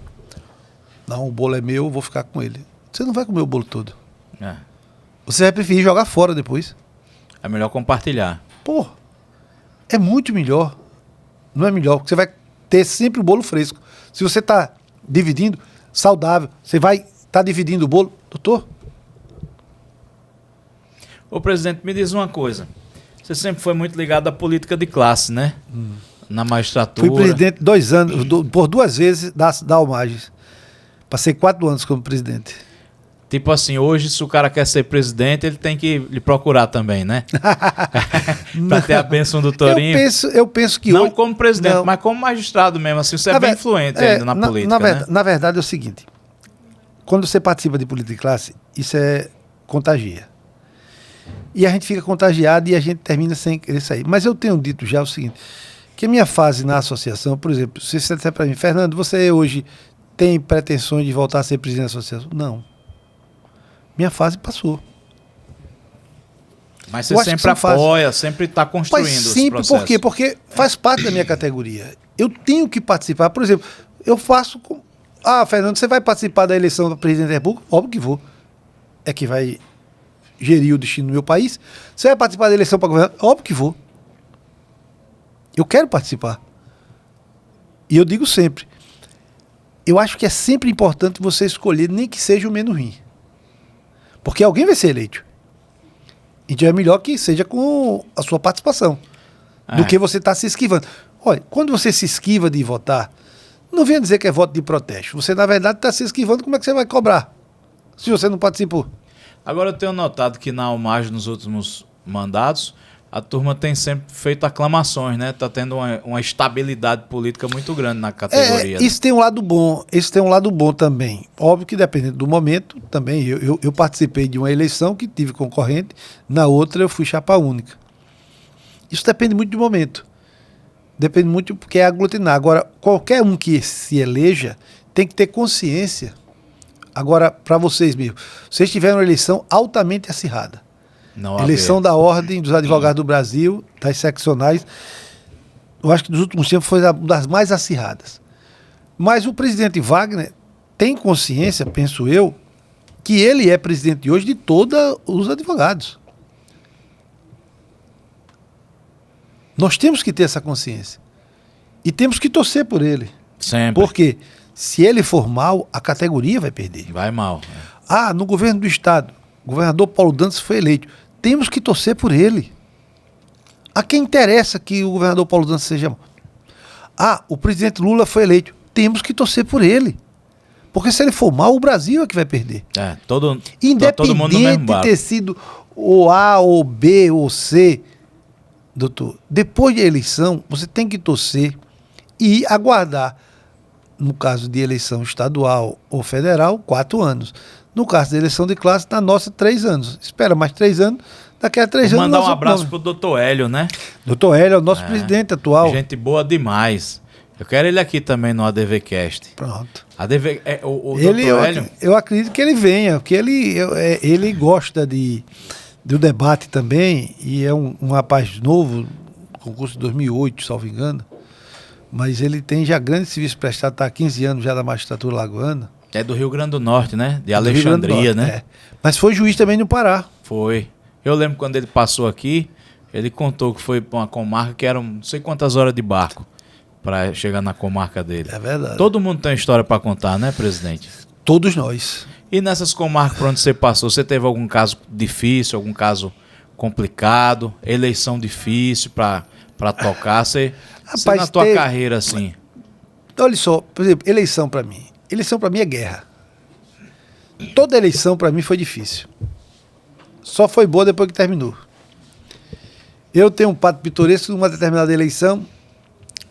O telefone estava com um sinal ruim, a gente já tinha celular, mas pela manhã a secretária de um deputado tinha sido presa, o motorista do ex-prefeito tinha sido preso e o vereador tinha sido preso. Ao ponto que meu pai, na época, era desembargador. Começo da tarde, ele riscou lá com um aparato de segurança. O pai, tá vindo o quê aqui? Foi uma das eleições mais calmas que eu fiz. Digo nada, simplesmente fulano foi preso, fulana foi presa. O bom que foi das 3 facções que estavam... Todo mundo ficou um pouquinho mais fraco, né? Por quê? Isso é muito importante. Isso me marcou muito, porque o povo clama por uma eleição justa e transparente. E às vezes você não tem isso, porque às vezes as pessoas querem ganhar do seu jeito. Por exemplo, uma pessoa que vende seu voto, ela pode cobrar o quê se a pessoa comprou o voto?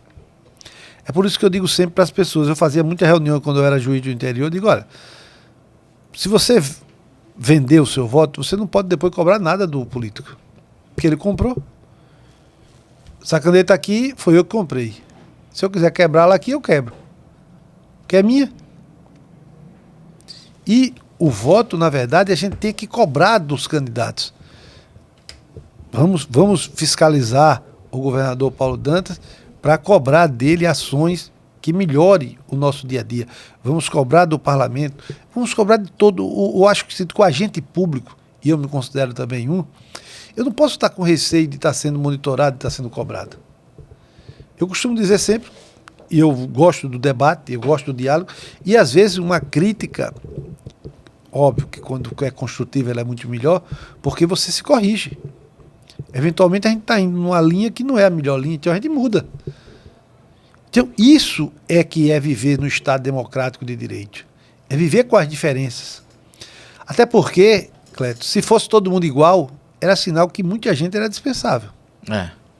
Era uma produção em larga escala, né? Não havia necessidade de tanta gente. E corria o risco de todo mundo ter o mesmo defeito, né? E as mesmas qualidades. Não tinha essa diversidade. Não, e outra coisa, não ia ter graça. Já pensou se todo dia você vivesse a mesma coisa, a mesma coisa? A gente até assistia um filme de uma mulher que todo dia ela vivia a mesma coisa, a mesma coisa. Pastor, ninguém aguenta você repetir. A graça está aí. Porque a gente às vezes gosta de conhecer pessoas outras. E você aprende mais. Você disse que teve 2 encontros com meu pai que lhe marcaram. Marcaram muito. Então, mas é isso que faz. E faz. essa lição que ele passou, por exemplo... E a gente tem, às vezes, com pessoas bem carentes, a gente tem lições de humildade, de respeito. O dia inteiro a gente tem essas lições. A gente tem que ter a habilidade de captá-las. De captar, exatamente. Né? E quando você está bem. Você capta normalmente quando você está bem, quando lhe marca. E outra coisa, meu pai dizia sempre, e eu tenho isso comigo, você tem 2 formas de aprender. Um é ouvindo, e a outra é pela dor. Ou sofrendo, como queira. Apanhando, né? Depende de você. Então, não é muito melhor ouvindo? Olha só, não é à toa que Deus nos deu 2 ouvidos e só uma boca. É a maior prova que a gente tem que procurar falar menos e ouvir mais. Quando a gente ouve mais e fala menos, a gente aprende mais. Óbvio, quando deu a boca, não é para ficar mudo. Tem que falar, tem que ter opinião. E as pessoas têm que aprender a respeitar as suas opiniões. Até porque se fosse para dizer só... Porque às vezes tem pessoas que estão em determinados locais e só quer ouvir o que interessa a ela. Então, eu digo para todos meus amigos, se for para dizer o que você quer ouvir, não me procure. Porque eu vou dizer o que eu estou com vontade de dizer. E digo mais, às vezes eu quero só que você avalie o que eu falei. Porque muitas vezes eu posso também falar uma besteira. E você é que vai fazer a avaliação. Meu pai dizia, todas as vezes que eu ia para um congresso, ele dizia, meu filho, dê uma estudadazinha nos temas que vão ser debatidos no congresso, para você fazer um contraponto com o professor. Porque o palestrante, muitas vezes, ele fala muita coisa boa, mas muitas vezes fala muita besteira.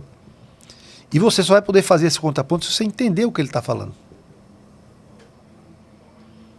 E aí, quando eu comecei a fazer isso, eu tive outra atuação nos eventos que eu fui. E o bom é a gente sempre errar por nós. Eu digo sempre para as pessoas que eu gosto, olha, eu estou dando minha opinião, agora eu quero que você reflita e veja se dá para você. Porque muitas vezes o que é bom para mim pode não ser bom para você.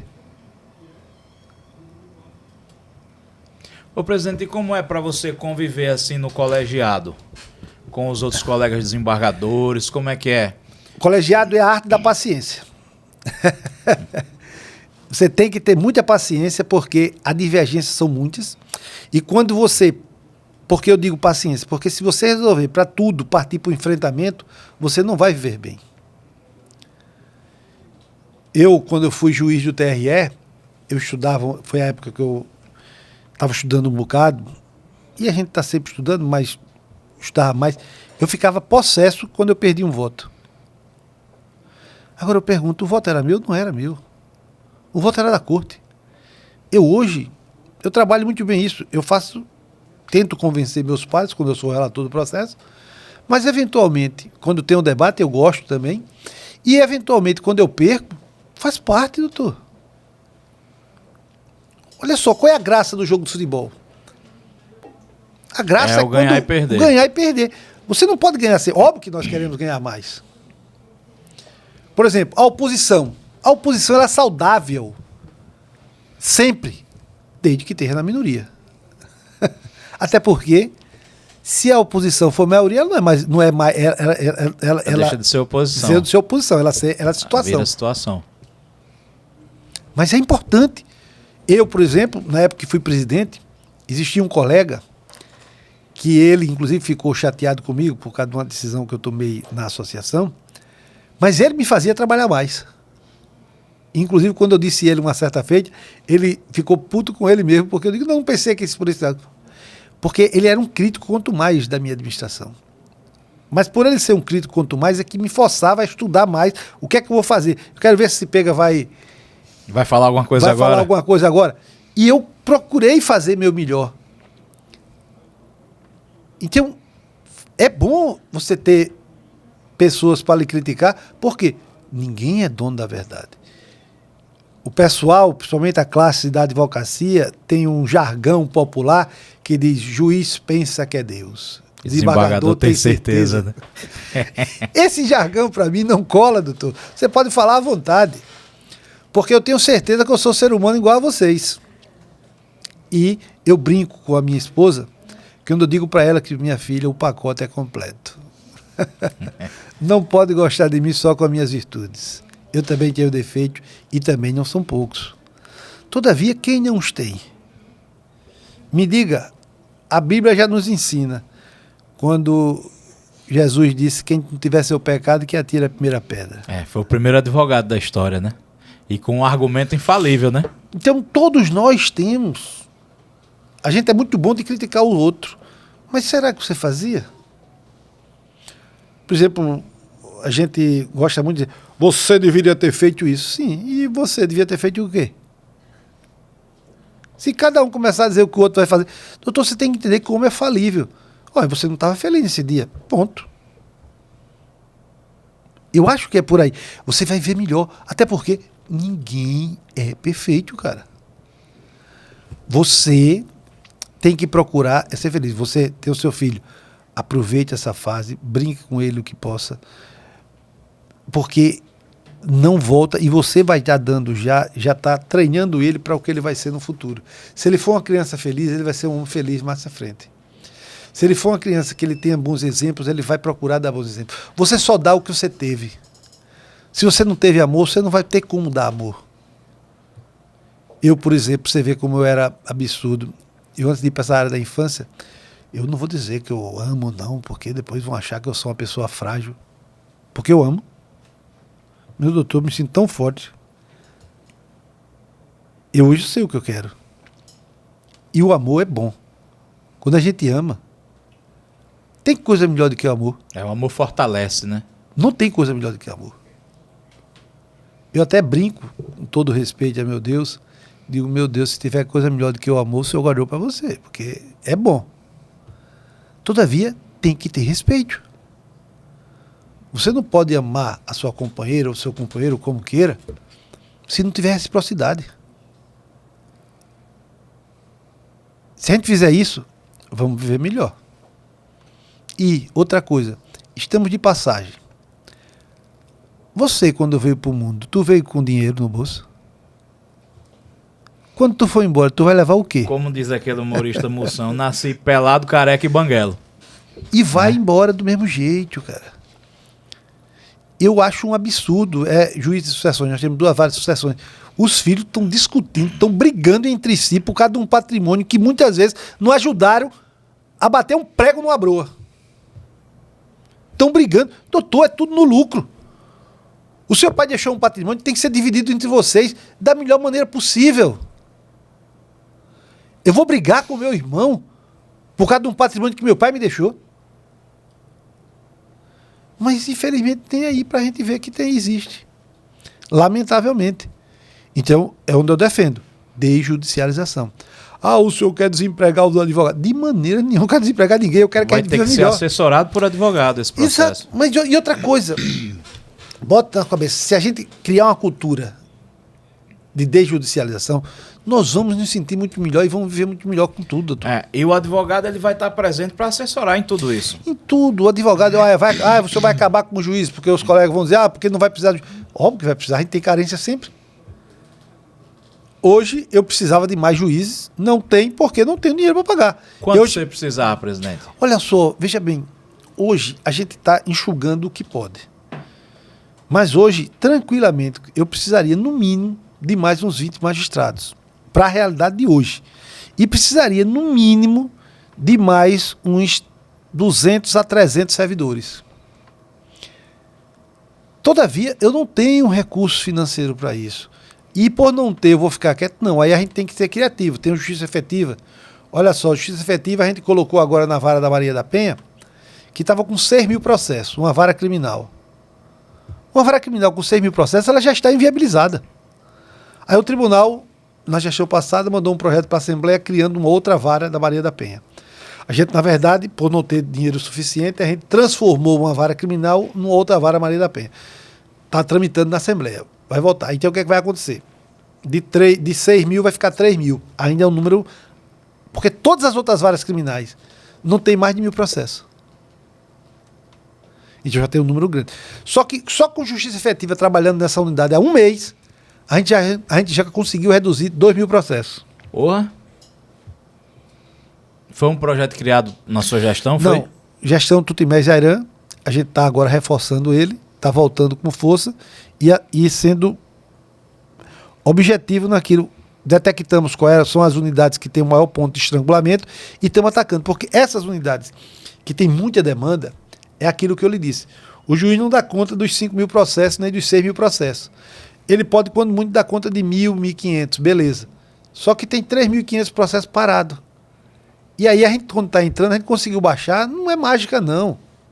A gente conseguiu baixar porque esses 3.000 que estavam paralisados, a gente rapidamente atacou eles e a gente conseguiu baixar 2.000 processos. Então não tem mágica. Na verdade, é entender, é gestão. Por exemplo, hoje, o magistrado, gostando ou não, ele tem que ser gestor. O chefe de secretaria, gostando ou não, tem que ser gestor. Porque se ele for gestor, ele vai trabalhar melhor na unidade dele. O que eu tenho dito sempre é, para de reclamar, vê o que é que tu pode fazer. Olha só, você é dono de casa. Se você ficar todo dia chegando em casa reclamando, porque você não fez isso, porque... Você não vai viver bem com sua esposa. Adianta o quê? Bem, o que é que dá para fazer hoje? O que é que a gente pode fazer para melhorar? Vamos resolver, cara. Eu acho que o caminho é esse. Foi interessante esse Justiça Efetiva aí, viu, presidente? Sim, é um grande programa. Nós temos justiça efetiva. A justiça itinerante eu quero dar uma atenção maior, mas passa também por recursos financeiros que a gente tem que estar buscando, tem que buscar mais parceria. A gente vai voltar agora com moradia legal e uma novidade que é o rural legal, porque muitas vezes você tem glebas de terras pequenas que não estão regularizadas. É importante que a gente regularize.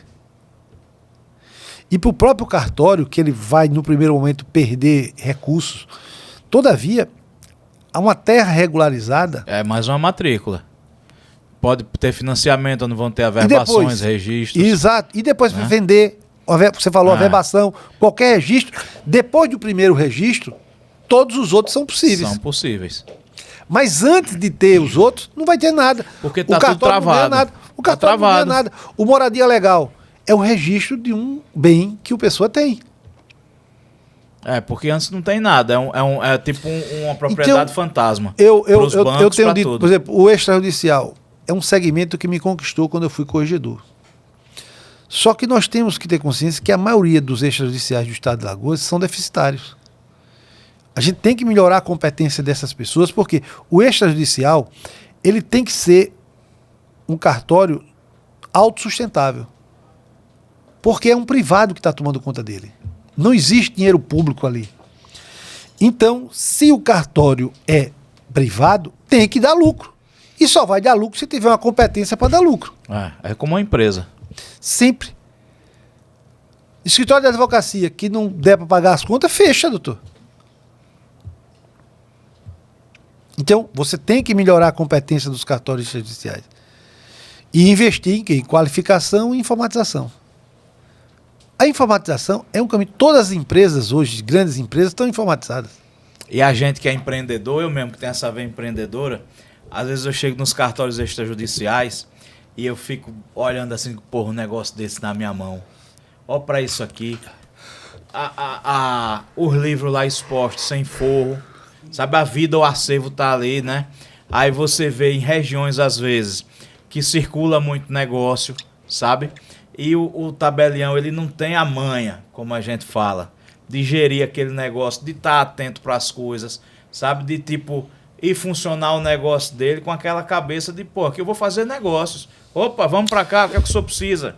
Eu penso que a gente aqui no estado, a gente vai ter que sentar à mesa, redimensionar a competência de vários cartórios. Primeiro, esse cartório com essa competência pode se tornar autossustentável? Pode. Então, sim, aí vai fazer. Aí sim, porque nós vamos fazer agora, eu acredito que esse ano, mais tardar no começo do ano que vem, a gente está realizando esse concurso. O CNJ está à frente dele e vai realizar. Todavia, só é a ponta do iceberg, porque vai ser feito o concurso, os cartórios maiores vão ser ocupados, não tenha dúvida. Todavia, muitos cartórios ainda vão ficar sem ocupar. Ou pior, vão até ser ocupados por algum instante. Mas as pessoas vão deixar quando verificar que o cartório não é superavitário. Todo cartório de registro de extrajudicial, que tanto o imóvel como o registrador civil, ele tem que ser autossustentável.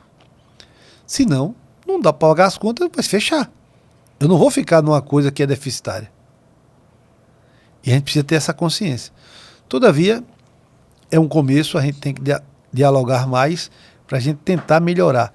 Eu volto a dizer, o extrajudicial é um caminho, e a gente pode botar essa demanda do pré-processual todo para o extra. Eles terão essa demanda. Eles podem, tem alguns que já têm as autorizações para fazer mediação, exatamente, né? Faz curso específico com a Infam e tal. Então, já tem e a gente tem que ampliar. A gente tem que dar uma melhor qualificação. Eu penso que o próprio judiciário pode ajudar, inclusive, com um sistemazinho de informatização para os cartórios, através do Funoreg. O Funoreg poderia bancar uma parte disso aí. A gente já tem a renda mínima a gente pode aumentar, hoje está na faixa de 2.500, não, 1.700, salvo engano. Mas a gente vai tentar ver se aumenta essa renda mínima para 3.000, para dar um incentivo maior que esses cartórios que são deficitários, porque cada cartório desse você tem que contratar pelo menos um servidor. Qualquer servidor que você contrata é no mínimo um salário mínimo. E tem que registrar, não pode trabalhar sem carteira. É por aí. Tem que ser superavitário. Todos. E aí, presidente, tem mais alguma história boa para contar para nós? Rapaz, foi muito bom. Eu acho que gostei muito desse bate-papo. Espero ter podido ajudar aqui no programa. Fiquei muito à vontade para dialogar. Acho até que falei mais do meu dia a dia e da importância que eu acho que a gente deva ter, essa preocupação com o próximo. A empatia, né? E a preocupação, não é isso? É a gente se preocupar com as pessoas que estão em volta da gente. Muitas vezes, quando uma pessoa hoje às vezes está calada, pai, quer que está calado? Está calado por quê? Às vezes até uma pergunta. Eu, quando fui presidente da associação, teve um fato, o último fato que eu vou contar, eu fui presidente da associação, eu estava num dia não muito bom, estava até muito preocupado com uma série de coisas, e um colega entrou para falar comigo. E o colega passou 40 minutos falando. Eu não me recordo até hoje do que o colega falou. Mas depois de 40 minutos ele deu uma batida na mesa. Eu digo, pronto, já estava preparado para pedir desculpa. Ele disse, muito obrigado. Você não sabe como eu estava precisando que uma pessoa me ouvisse. E você ouviu atentamente. Mais de 40 minutos eu estou aqui falando. E você me ouviu. Eu digo, olha só, eu sem querer fiz um bem ao cidadão. Então muitas vezes até você ouvir um amigo seu. Ouvir uma pessoa, como você pode estar fazendo um bem sem saber que está fazendo um bem. Eu acho que é por aí. Eu acho que se a gente tiver essa proposta, a gente vai viver melhor. De acolher, né, presidente? Sim, e aprender a viver com as diferenças. Todos nós somos diferentes. E o desafio é aí. A coisa boa está aí, de brincar com quem pode brincar com a gente. Você brincar com uma pessoa que não reage, para quê? para humilhar, para deixar ela numa situação vexatória. Não tem graça para mim. A graça tá brincar com quem pode brincar com a gente, porque uma hora eu posso ganhar, outra hora eu posso perder. Eu sou desportista. Eu gosto da competição, mas a competição saudável. Por exemplo, eu brinco com meus colegas embargadores, eu digo, olha, vamos começar a publicar nossas produções. Quem estiver produzindo mais vai ficar se destacando. Mas isso é só para forçar todo mundo a procurar produzir mais, cara. Isso é bom. Aí com a brincadeira você puxou... A sociedade agradece. Puxou a produção lá da turma, né? É por aí. É isso mesmo. Mas muito obrigado mesmo. Eu fico muito feliz aqui de ter estado aqui com você e a gente ter podido bater essa conversa. Foi e maravilhoso. Espero poder ter ajudado aí as pessoas. Muito bom. E ainda tem muito mais por aí. Depois a gente faz outro episódio. Vamos embora. Quando você sair da presidência. Certo. Né? Fechado. Vai ter mais história ainda para contar. Vai ter os fóruns aí, as coisas. Tem. É verdade. Vamos ver o que é que as águas que passam por debaixo das pontes para a gente fazer outro episódio aqui. E buscar sempre estar construindo ponte. Sempre construindo pontes. Eu gosto muito de construir pontes, porque eu acho que é por aí que a gente vai melhorar. É isso aí, presidente. Obrigado. Obrigado pela presença de hoje. Valeu. Eu que agradeço. Valeu.